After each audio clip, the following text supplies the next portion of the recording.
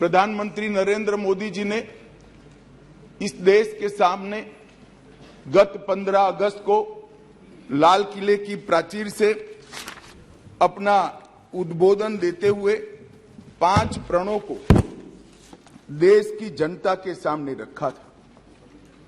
माननीय अध्यक्ष जी, ये 5 प्रण में से एक प्रण था कि हम गुलामी की सभी निशानियों को हम समाप्त कर देंगे, हमारे मन से वो बोझ को दूर करेंगे। माननीय अध्यक्ष जी, आज मैं जो 3 विधेयक एक साथ लेकर आया हूं, वो तीनों विधेयक एक प्रकार से मोदी जी ने जो 5 प्रण लिए हैं उसमें से एक प्रण की अनुपालना करने वाले हैं।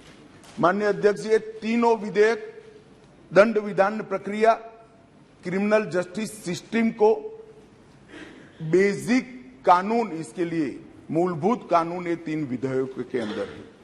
एक है इंडियन पिनल कोड जो 1860 में बनाया गया, दूसरा है क्रिमिनल प्रोसीजर कोड जो 1898 में बनाया गया, और तीसरा है इंडियन एविडेंस एक्ट जो 1872 में बनाया गया।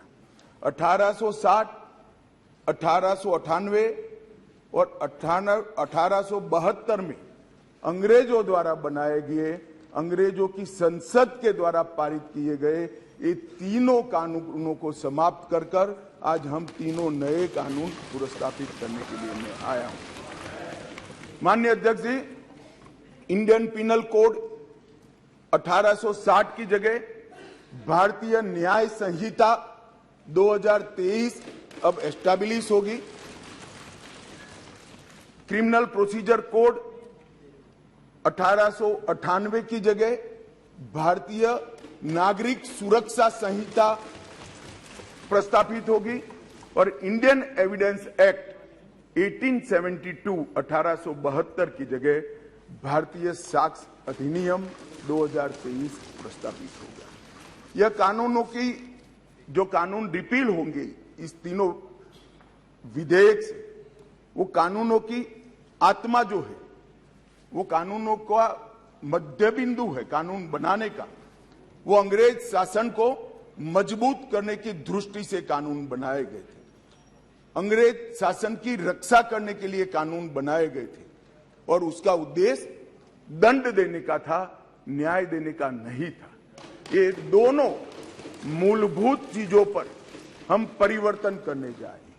ये तीनों कानूनों को रिप्लेस कर इनकी जगह जो 3 नए कानून बनेंगे, उनकी आत्मा होगी भारत के नागरिकों को संविधान प्रदत्त सारे अधिकार जो मिले हैं इसकी सुरक्षा। ये कानूनों का उद्देश्य किसी को दंड देना नहीं होगा, इन कानूनों का उद्देश्य सबको न्याय देना होगा, और न्याय देने की प्रक्रिया में दंड वही होगा जहां अपराध रोकने का बोध खड़ा करने की जरूरत है, अपराध रोकने के लिए एक प्रकार की भावना खड़ी करने की जरूरत है, वही होगा। और मैं ये तीनों कानूनों को आगे मैं बताता हूं, बड़े ध्यान से इस प्रक्रिया में मैं इन्वॉल्व रहा हूं। अध्यक्ष जी, मैं सदन को आश्वस्त कर सकता हूं कि 1860 से लेकर 2023 पर 23 तक अंग्रेजों ने बनाए, अंग्रेज पार्लियामेंट ने बनाए हुए कानून के आधार पर इस देश की क्रिमिनल जस्टिस सिस्टम चलती रही। इसकी जगह भारतीय आत्मा के साथ ये 3 कानून अब प्रस्तावित होंगे, और हमारी क्रिमिनल जस्टिस सिस्टम के अंदर बहुत बड़ा परिवर्तन आएगा।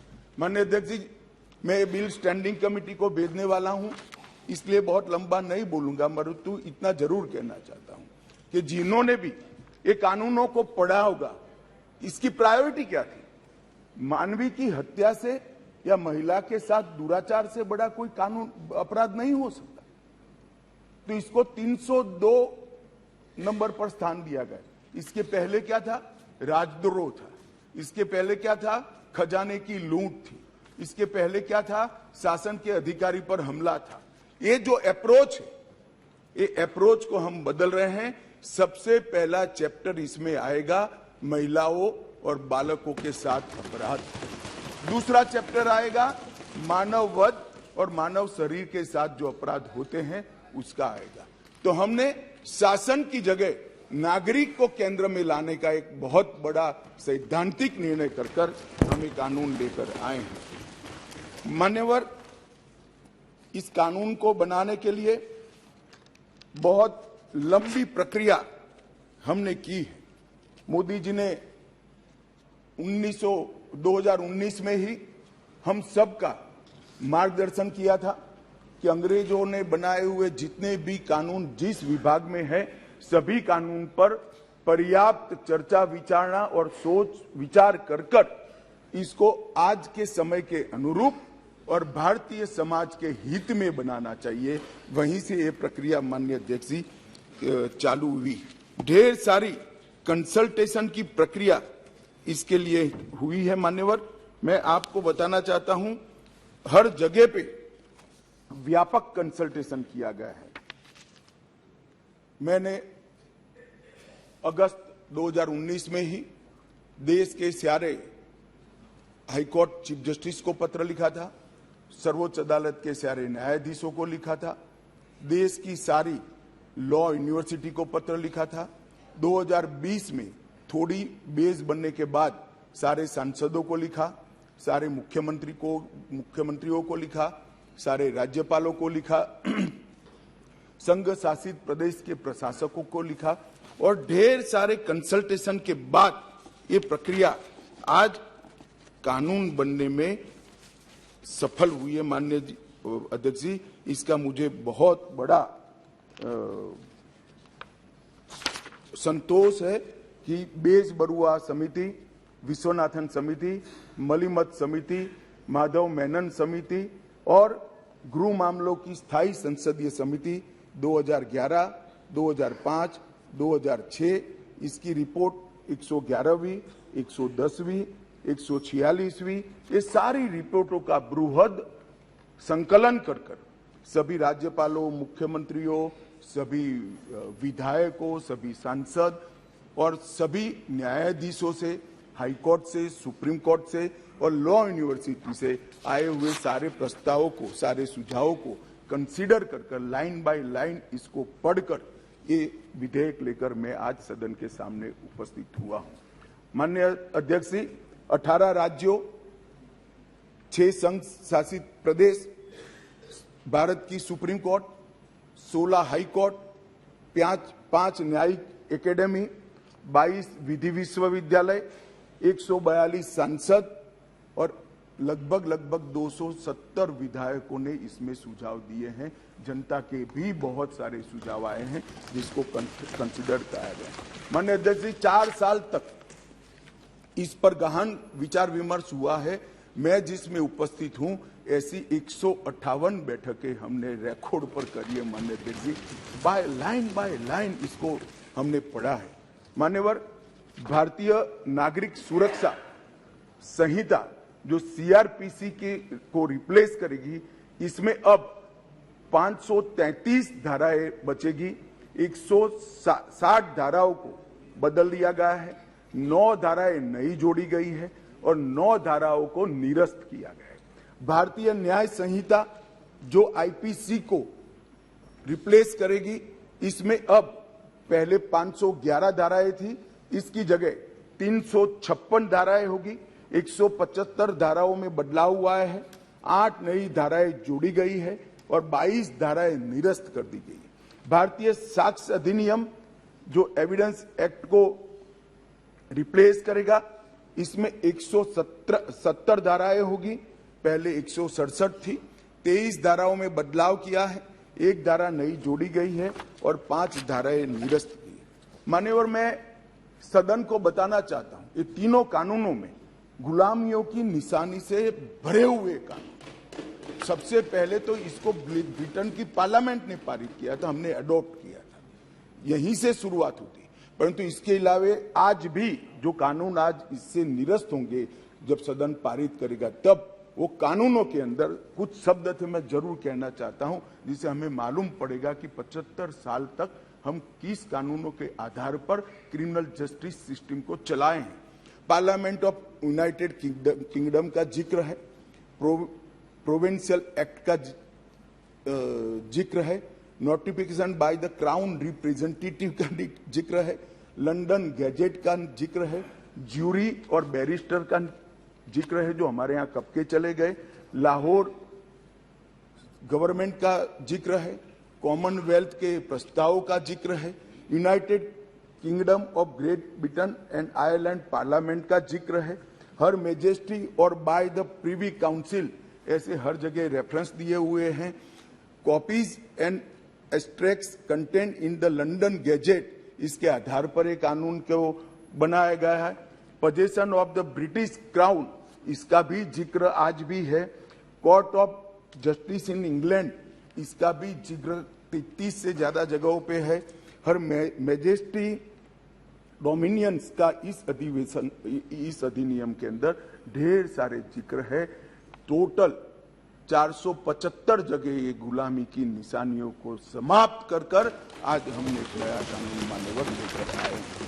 माननीय अध्यक्ष जी, इस कानून से हमने नए युग को जोड़ने का भी प्रयास किया है। हमारी क्रिमिनल जस्टिस सिस्टम में बहुत समय लगता है।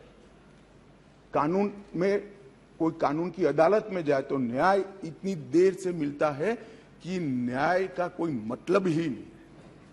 लोगों की श्रद्धा उठ गई है, कोर्ट में जाने से डर है।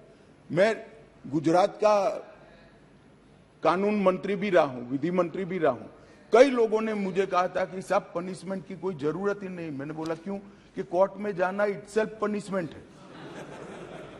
इस प्रकार की मानसिकता लोगों के दिमाग में करके हमने इसीलिए आधुनिक से आधुनिक तकनीक को इसके अंदर समाहित करने का निर्णय किया है। माननीय अध्यक्ष जी, दस्तावेजों की परिभाषा का विस्तार कर कर इलेक्ट्रॉनिक या digital record, email, server longs, computer, smartphone, laptop, SMS, website, locational साक्ष्य, डिवाइस पर उपलब्ध मेल और मैसेजेस, ये सभी को कानूनी वैधता देता है, जिससे अदालतों के अंदर जो कागजों के ढेर लगते हैं, अंबार लगते हैं, वो समाप्त हो जाएंगे। एफआईआर से केस डायरी और केस डायरी से चार्जशीट और चार्जशीट से जजमेंट तक की सारी प्रक्रिया को डिजिटलाइज करने का प्रावधान इस कानून के अंदर मैं लेकर आया हूं। अदालत की सभी कार्यवाही को टेक्नोलॉजी के माध्यम से करने के लिए हम करते हैं। अभी आरोपी की पेशी ही सिर्फ वीडियो कॉन्फ्रेंस से हो सकती है, अब संपूर्ण ट्रायल क्रॉस सहित की वो वीडियो कॉन्फ्रेंस से होगी। शिकायतकर्ता और गवाहों का परीक्षण भी होगा। जांच पड़ताल और मुकदमे में साक्ष्यों का रिकॉर्डिंग जो करना है वो भी होगा, और उच्च न्यायालय के मुकदमे और सभी अपीलीय कार्यवाही भी डिजिटली संभव होगी। माननीय अध्यक्ष जी, ये करने से पहले इसमें कोई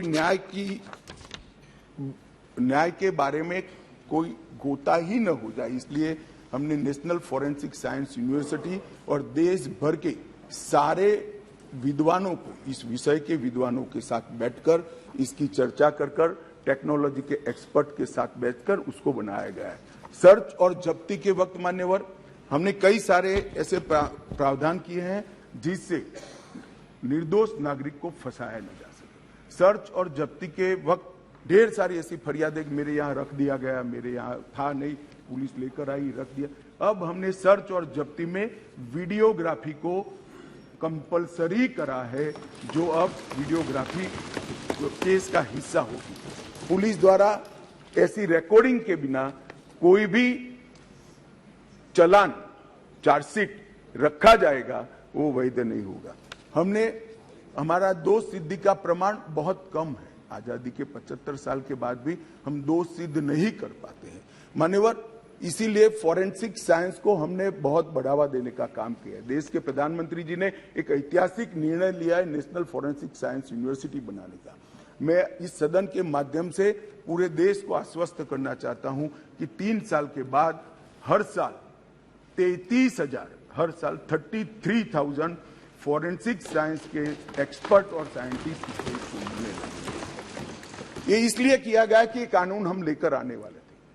मान्यवर, एक कानून में हमने लक्ष्य रखा है कि दोष सिद्धि के प्रमाण को, कन्विक्शन रेशियो को 90% से ऊपर लेकर जाना है। ये हमारा लक्ष्य है। इसलिए हमने एक महत्वपूर्ण प्रावधान किया है कि 7 वर्ष या उससे ऊपर की सजा जिस धाराओं में है वो सभी क्राइम सीन पर फॉरेंसिक टीम की विजिट को हम कंपलसरी कर रहे हैं। और मान्यवर, इसके माध्यम से एक वैज्ञानिक साक्ष्य, एक साइंटिफिक एविडेंस पुलिस के पास होगा, जिसमें कोर्ट में दोषियों को बरी होने की संभावना बहुत कम हो जाएगी। माननीय, ये दोनों चीजें हैं।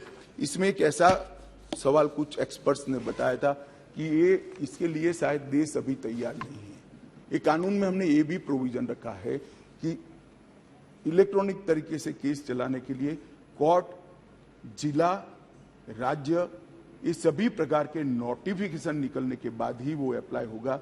मानो एक कोर्ट किसी राज्य ने तैयार कर दी तो वो कोर्ट नोटिफाइड कर सकते हैं। एक जिला जब हो जाएगा तो वो जिला नोटिफाइड कर सकते हैं। एक क्षेत्र हो जाएगा तो क्षेत्र, अंततोगत्वा 27 के पहले पूरे देश की सभी कोर्टों को हम कंप्यूटराइज करके इसी प्रकार से मोबाइल फोरेंसिक वाहन का भी हमने एडवांस में अनुभव कर लिया है। मान्यवर, आज मैं आपको बता सकता हूं कि दिल्ली के अंदर 7 साल से ऊपर की किसी भी गुना होता है, सजा का जिसमें प्रावधान हो, ऐसा कोई भी गुना होता है तो एफएसएल की टीम इसको विजिट करती है। ये सफल प्रयोग हमने दिल्ली के अंदर कर दिया है। बेंगलुरु में अब सरकार बदल गई, भगवान जाने क्या होगा, मगर हमारी सरकार थी तब बेंगलुरु में भी इस प्रयोग की शुरुआत की थी। इसके लिए हमने मोबाइल एफएसएल के कंसेप्ट को लॉन्च किया है और सफल कंसेप्ट है। मान्यवर, हर जिले में 3 मोबाइल एफएसएल घूमती रहेगी और गुना के जगह पे जाएगी। नागरिकों की सुविधा सुनिश्चित करने के लिए 0 एफआईआर को पहली बार आजादी के 75 साल के बाद हम स्थान, गुना कहीं पर भी हुआ, किसी भी थाने का हो, आप हिमालय की चोटी से भी उसको रजिस्टर कर सकते हैं और कन्याकुमारी के सागर के किनारे गुना रजिस्टर होने के बाद 15 दिन में कंसर्न थाने को भेजना होगा। एफआईआर का प्रावधान हम पहली बार जोड़ रहे हैं। हर जिले में और हर थाने में एक ऐसा पुलिस अधिकारी नामित किया जाएगा जिसके परिवारजनों में गिरफ्तारी हुई है। इसको अधिकृत सर्टिफिकेट देना पड़ेगा कि आपके परिजन हमारी कस्टडी में है और इसके लिए अब हम रिस्पॉन्सिबल। कई बार पकड़कर पुलिस 4 दिन तक कोई जवाब नहीं देती है मान्यवर, और वहां पर उनको कोर्ट में जाना है और इसकी जगह अब वो ऑनलाइन भी सूचना देनी पड़ेगी और व्यक्तिगत सूचना भी देनी पड़ेगी। यौन हिंसा के मामले में पीड़िता का बयान कंपलसरी कर दिया गया है और यौन उत्पीड़न के मामले में बयान का वीडियो रिकॉर्डिंग भी अब कंपलसरी कर दिया है। मान्यवर, पुलिस को 90 दिन में जिसने फरियाद की है इसका स्टेटस देना हमने कंपलसरी कर दिया है। 90 दिन में उसका स्टेटस देना पड़ेगा और हर 15 दिन में फरियादी को अपना स्टेटस भेजना पड़ेगा। 7 वर्ष या उससे अधिक के कारावास का केस अगर विड्रॉ करना है तो पीड़ित को सुने बगैर कोई भी सरकार इसको विड्रॉ नहीं कर पाएगी।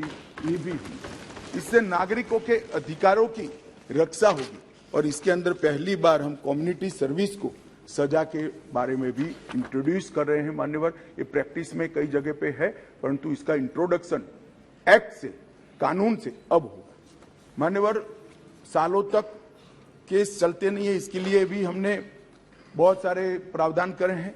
छोटे मोटे मामलों में समरी ट्रायल का दायरा बढ़ा दिया है। समरी ट्रायल को 20,000 तक की गुनाहों में ले लिया गया है और 3 साल तक कि जिसमें सजा है वो सारे समरी ट्रायल से हो जाएंगे। इस एक ही प्रावधान से 40% केस होकर सेशन कोर्ट से बाहर होकर नीचे ही समरी ट्रायल से समाप्त हो गए। मान्यवर, आरोप पत्र दायर करने के लिए पुलिस अधिकारी आगे की जांच चालू है, आगे की जांच चालू है, आगे की जांच 6-6 साल अब नहीं कर पाएंगे। हमने तय कर दिया है कि 90 दिन में आरोप पत्र दायर करना ही पड़ेगा। और कोर्ट भी उनको और 90 दिन की परिस्थिति देखकर परमिशन दे सकती है। 180 दिन में आपको जांच समाप्त कर ट्रायल के लिए भेज देना पड़ेगा। इससे बहुत बड़ा फर्क होगा। वारंट के मामले में भी हमने काफी सारे बदलाव किए हैं। आरोपी व्यक्ति को आरोप तय करने की नोटिस 60 ही दिन में देने के लिए अब कोर्ट बाध्य हो जाएगी। कोर्ट ने चार्ज फ्रेमिंग 60 दिन से ज्यादा लंबा नहीं कर सकती।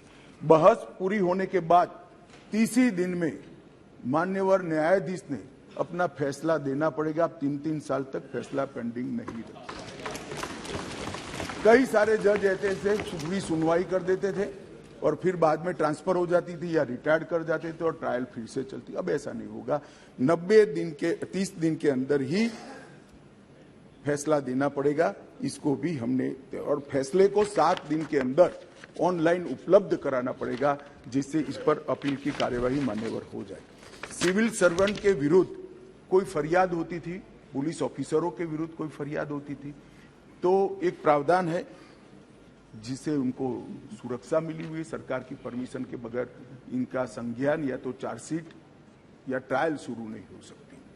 मान्यवर सालों सालों तक कोई परमिशन आती ही नहीं थी और उसके कारण सिविल सर्वेंट के साथ साथ बाकी लोग भी डिले ट्रायल को एंजॉय करते थे। हमने तय कर दिया है कि 120 दिन में सरकार हाँ या ना कह दे, वरना डीम्ड परमिशन माना जाएगा और ट्रायल को फेस करेगा। मान्यवर एक बहुत बड़ा दिक्कत मैंने देखा है कि एसपी नाते किसी ने एक केस जांच किया है तो डीजीपी या तो रिटायर्ड होने के बाद वो केस चलने पर आता है और उनको गवाही देने जाना है।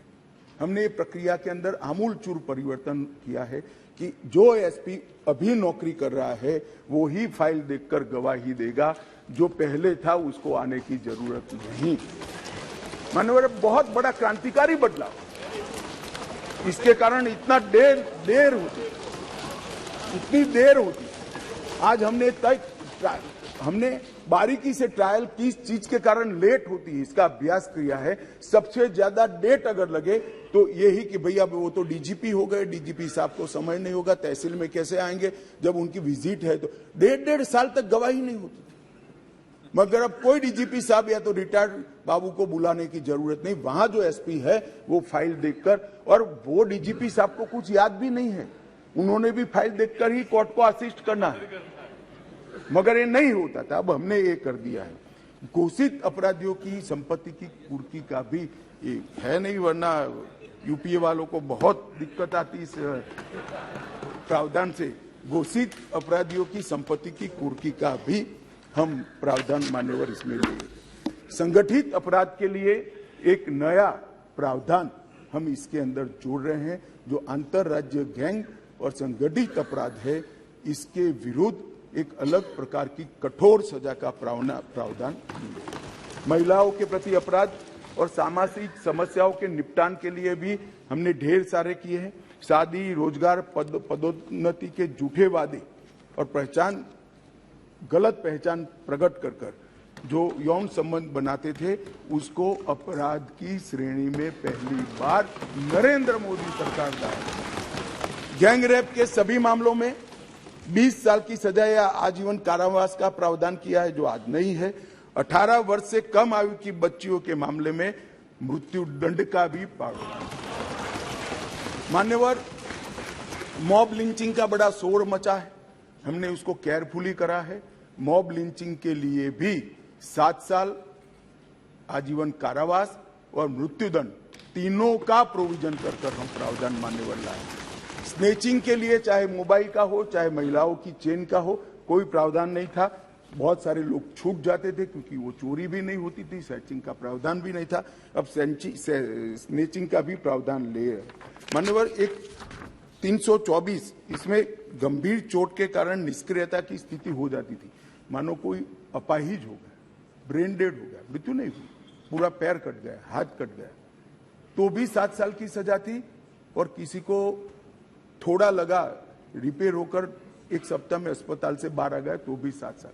हमने दोनों को अलग कर दिया। हमेशा के लिए अपंगता अगर आती है या ब्रेन डेड होता है तो इसकी सजा को 10 साल या तो आजीवन कारावास में बच्चों द्वारा अपराध करने वाले व्यक्ति के लिए, बच्चों के साथ अपराध करने वाले व्यक्ति के लिए सजा को बढ़ाया गया है, 7 से 10 साल किया गया है। पहले जुर्माना काफी कम था, अनेक प्रोविजन में जुर्माने को बढ़ाने का भी काम किया है। मान्यवर,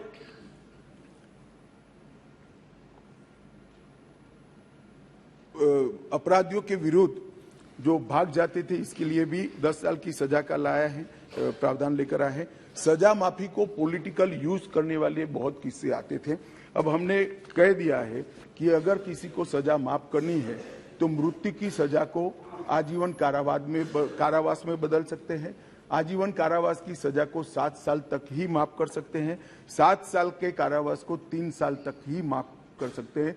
किसी भी गुनहगार को, अभी बिहार में कुछ मामले आए हैं सामने, इसी प्रकार से राजनीतिक रसूख वाले लोगों को छोड़ा नहीं जाएगा, उनको भी सजा मिलेगी। इसका भी प्रावधान मान्यवर हम लेकर आए हैं। मान्यवर, राजद्रोह पर ये अंग्रेजों ने अपने शासन को बचाने के लिए एक कानून बना था। मैं इस सदन को कहना चाहता हूं, एक ऐतिहासिक निर्णय इस सरकार ने किया है। राजद्रोह को कंप्लीटली हम रिपील कर रहे हैं, कंप्लीटली। यहां लोकतंत्र है, सबको बोलने का अधिकार है। राजद्रोह को हम कंप्लीटली रिपील कर रहे हैं मान्यवर। और इस कानून में इसके साथ साथ अलगाव, सशस्त्र विद्रोह, विध्वंसक गतिविधियां, अलगाववाद, भारत की संप्रभुता, एकता को, अखंडता को चैलेंज करना, ये सबको कानून के अंदर किसी न किसी दाएं बाएं तोड़ मरोड़ कर जोड़ते थे। इसका कोई स्पेशल प्रोविजन नहीं था, टेररिज्म की व्याख्या ही नहीं थी। पहली बार अब इसकी व्याख्या हो रही है और जुड़ी संपत्ति को कुर्क करने का अधिकार भी। मान्यवर, जांच करने वाले पुलिस अधिकारी के संज्ञान पर कोर्ट इस पर ऑर्डर करेगा। कुर्की का ऑर्डर पुलिस अधिकारी नहीं कर पाएंगे, निर्णय नहीं कर पाएंगे, कोर्ट में सुनवाई के बाद होगा। मान्यवर, एक बहुत बड़ा ऐतिहासिक फैसला हमने किया है, अनुपस्थिति में ट्रायल। कई सारे केसों में दाऊद इब्राहिम वांटेड हैं, चले गए, देश छोड़कर भाग गए, आज उन पर ट्रायल नहीं होती। हमने तय किया है कि सेशन कोर्ट के जज ड्यू प्रोसीजर के बाद जिसको भगोड़ा घोषित करेंगे उसकी अनुपस्थिति में ट्रायल होगी और उनको सजा भी सुनाई। दुनिया में वो कहीं पर भी छिपके सजा सुनाई जाए। मान्यवर, इससे बहुत बड़ा फर्क पड़ने वाला है और वो सजा के खिलाफ अपील करना है तो न्याय की शरण में आए, अपने आप को भारतीय कानूनों की शरण में लाए और अदालत के सामने जाए तो हाईकोर्ट में चैलेंज करें। मान्यवर, मैं सार्वजनिक जीवन में बहुत बचपन से हूं, राज्य का गृह मंत्री भी रहा हूं। मैंने बहुत सारे थाने विजिट किए, बहुत सारे सदस्य भी थाने में गए होंगे। आप देखे होगा टूटी फूटी साइकिल, टूटी फूटी गाड़ी, टूटी फूटी ऑटो सालों तक पड़ी, सबने देखा। वो इसलिए पड़ा है कि कानून में प्रोविजन है कि केस के निपटारे तक इसको संभाल कर रखना। हमने प्रोविजन कर दिया है इसकी वीडियोग्राफी करना, वीडियोग्राफी की सर्टिफाइड कॉपी कोर्ट में जमा कराना और फिर इसका निपटारा आप कर सकते हो। इससे कम से कम पुलिस स्टेशन की स्वच्छता बढ़ाना। मान्यवर, इस प्रकार के, मैंने तो अभी थोड़ा बताया, इस प्रकार के ढेर सारे बदलाव इस कानून के अंदर हम लेकर आए हैं। टोटल 313 बदलाव है मान्यवर। और मैं इतना कह सकता हूं कि हमारी न्यायिक दंड प्रक्रिया, क्रिमिनल जस्टिस सिस्टम के अंदर आमूलचूल परिवर्तन होगा और सबको ज्यादा से ज्यादा 3 साल के अंदर न्याय। मान्यवर, इसमें पुलिस अधिकारियों को भी जवाबदेह किया है, वकीलों को भी जवाबदेह किया है और न्याय करने वाले के लिए भी मर्यादाएं रखी है। इसमें महिलाओं का और बच्चों का विशेष ध्यान दिया गया है। अपराधियों को सजा हो इसकी चिंता की गई है और पुलिस अपने अधिकारों का दुरुपयोग न कर पाए, ऐसा भी है। इसके अंदर राजद्रोह जैसे कानूनों को एक और हम निरस्त कर रहे हैं तो दूसरी ओर धोखा देकर महिला का शोषण करने वाले और मॉब लिंचिंग जैसे जघन्य अपराध करने वालों को दंडित करने का भी एक और हमने राजद्रोह को रिपील किया है, दूसरी ओर संगठित अपराध और टेररिज्म पर नकेल कसने का काम भी हमने किया है। मान्यवर, मैं मानता हूं कि तीनों संहिता अपने आप में संपूर्ण है, परिपूर्ण है। परंतु 1807, 1828, 88 और 1878 से कानून प्रचलन में कोई भी व्यक्ति, कोई भी डिपार्टमेंट या कोई भी व्यक्तियों का समूह इसको कंप्लीट नहीं कर सकता। इसलिए मैंने निर्णय किया है मान्यवर कि इस कानून को मैं स्टैंडिंग कमेटी को, गृह विभाग की स्टैंडिंग कमेटी को देना चाहता हूं, जिससे पक्ष विपक्ष सभी संसद सभ्य इस पर अपना, काफी संसद सभ्यों ने दिया है, परंतु इस पर काफी अच्छी सोच विचार हो। इस पर बार काउंसिल भी चर्चा करे, बार एसोसिएशन भी चर्चा करे, कुछ रिटायर्ड न्यायिक अधिकारी भी चिंता करें और हम लॉ कमीशन को भी भेजेंगे, लॉ कमीशन भी अपनी टिप्पणियां दें। तो कुल मिलाकर ये सब आने के बाद ये विधेयक को उचित परिवर्तन करने के बाद मैं फिर से इस सदन के लिए आऊंगा। मैं आपको अनुरोध करता हूं माननीय स्पीकर महोदय कि मैं विधेयक को पुनर्स्थापित करता हूं और माननीय स्पीकर महोदय मैं ये भी अनुरोध करता हूं कि विधेयक को जांच हेतु विभाग संबंधी, गृह कार्य संबंधी संसदीय स्थायी समिति को